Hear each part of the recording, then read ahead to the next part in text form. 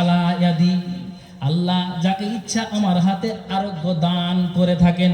মান শাআ ফাহাল্লা, আপনার কি ইচ্ছা আছে আপনি বলেন তো। আপনি চাইলে আপনাকে ঝাড়ফুঁক করে দিব, তেল পড়া দিব, পানি পড়া দিব, আপনাকে নিয়মিত যে কাজগুলো করতে বলবো আপনি বলবেন। আপনার শরীরে যা অসুখ আছে সব কিছু ধুয়ে মুছে চলে যাবে। আপনার ব্রেন যদি টাল থাকে তো সব আপনার ভালো হয়ে যাবে। মানুষ আপনার ব্যাপারে নালিশ করেছে যে পাগল, আপনি নাকি একজন দেওয়ানা মাজনুন মানুষ। তা আপনি বলেন তো, আমাকে ওখান থেকে হাইর করে নিয়ে আসা হয়েছে, এতগুলি ডাক্তার কবিরাজ দেখানো হয়েছে, আপনাকে কেউ ভালো করতে পারেনি। তবে আমি বলছি আল্লাহ তাআলা আমার হাতে আরোগ্য, আমার হাতে যশ দিয়েছেন। যাকে ইচ্ছা আল্লাহ তাআলা আমার হাতে আরোগ্য দান করে থাকেন। তাহলে আপনি বলেন তো, আপনি যদি চান তাহলে আপনার অসুখটাকে দূর করে দিব।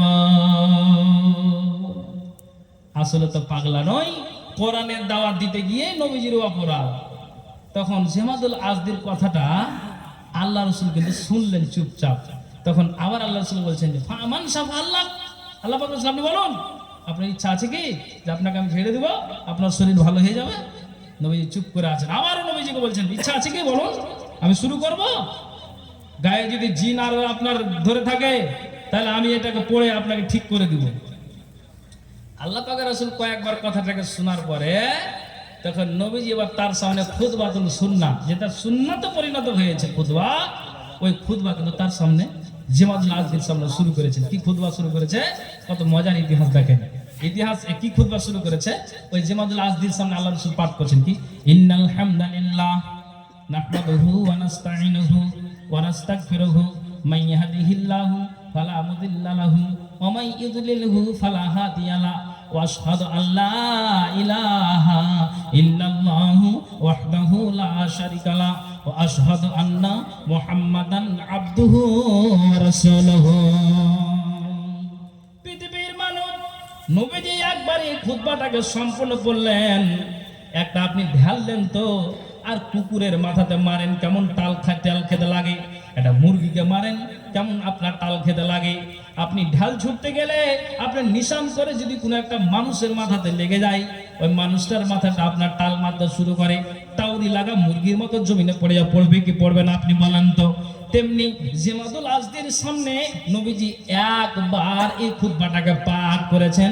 জেমাদুল আজদি একবার ডান দিকে ঘুরে রে, বাম দিকে ঘুরে রে, সামনে তাকাই পিছনে তাকাই, কোন কথা শুনলাম রে, কোন কথা শুনলাম রে, কাকে ঠিক করতে আসলাম রে, কার কথা শুনে আসলাম রে, এটা তো লোক পাগল নয় রে, এটা তো লোক পাগল নয় রে, মানুষের আমাকে যাহা তাহা বলে রে, কত রকম করে মিথ্যা কথা বলে আমাকে ডেকে এনেছে রে, একটা পাগল লোকের মুখ দিয়ে এত ভালো কথা বের হতে পারে না রে আল্লাহ, কে এটা রে, কে এটা রে। তখন একবার শোনার পরে একবার উপর দিকে তাকাই, একবার নিচের দিকে তাকাই, আর বলছেন আল্লাহ পাকের রাসূল আপনি যে বাক্যগুলি যে আরবিতে পড়লেন আমাকে কি আবার শোনাবেন? নবীজি বলছেন আল্লাহে, আল্লাহর কসম তুমি যতবার শুনতে চাইবে আমি মুহাম্মদ সাল্লাল্লাহু আলাইহি ওয়াসাল্লাম রাজি আছি। আবার কিন্তু নবীজি শুরু করে ইন্নাল হামদালিল্লাহি নাহমাদুহু ওয়া নাস্তাঈনুহু ওয়া নাস্তাগফিরুহু ওয়া নাউযু বিল্লাহি মিন শুরুরি আনফুসিনা ওয়া মিন সাইয়্যাতি আমালিনা মান ইয়াহদিহিল্লাহু ফালা মুদিল্লা লাহু ওয়া মান ইউদ্লিলহু ফালা হাদিয়া লাহু ওয়া আশহাদু আল্লা ইলাহা ইল্লাল্লাহু ওয়াহদাহু লা শারীকা লাহু ওয়া আশহাদু আন্না মুহাম্মাদান আবদুহু ওয়া রাসূলুহু। নবীজি দুইবার পড়লেন। তারপর ওই জেমাদুল আজদিকে কত ভালো লেগেছে, নবীজিকে বলছেন আবার কি আপনি পাঠ করতে পারবেন? আমার কলিজা ঠান্ডা হয়ে গেল। তিনবার যখন পড়া হয়েছে, একটা সাপড়িয়া যখন বিনবাসি বাজায় তো ওই যেমন সাপ আর বসে থাকতে পারে না, মাথাটাকে হিলাই, মাথাটাকে নড়াই, আবার আপনার সামনে দিকে ছবল মারে, তেমনি ওই বিনবাসি বাজার মতো করে জেমাদুল আজদি বলছেন লাকাদ সামি'তু কাওলাল কাহানাতি ওয়া কাওলাস সাহারাতি ওয়া কাওলাশ শুআরা।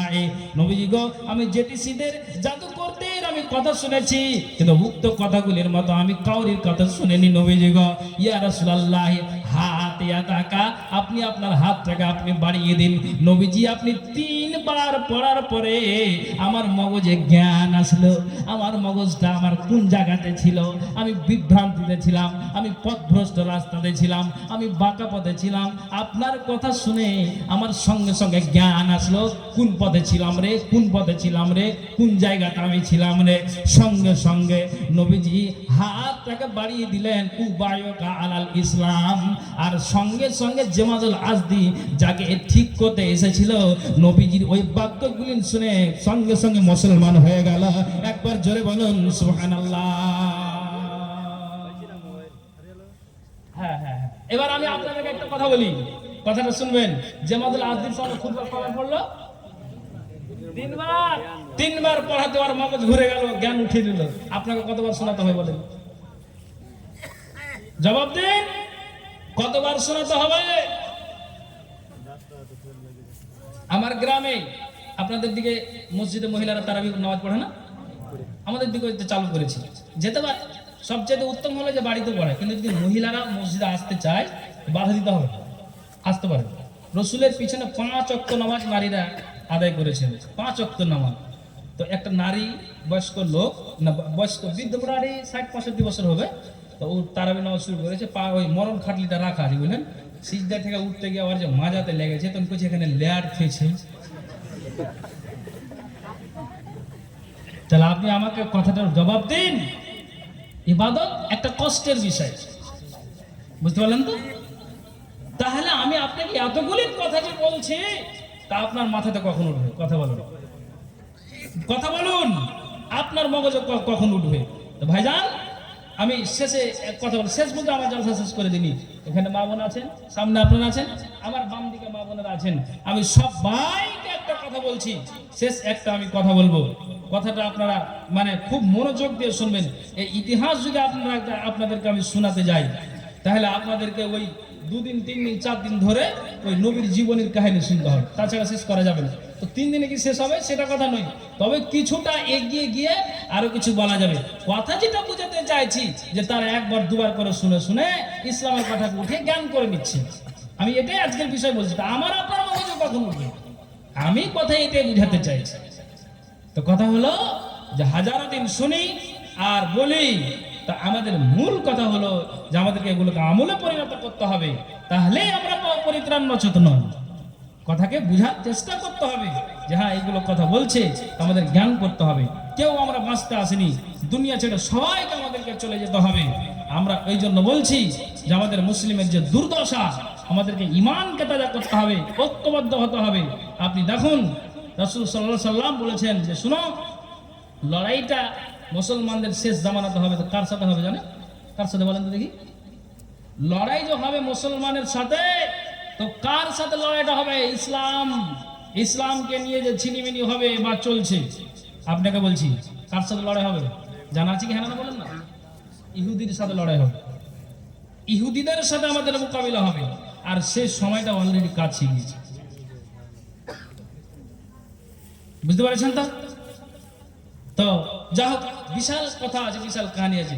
আমি বুঝাতে চাই যে মগজে কখন কথা গেল, মাথায় উঠান, জ্ঞান করেন,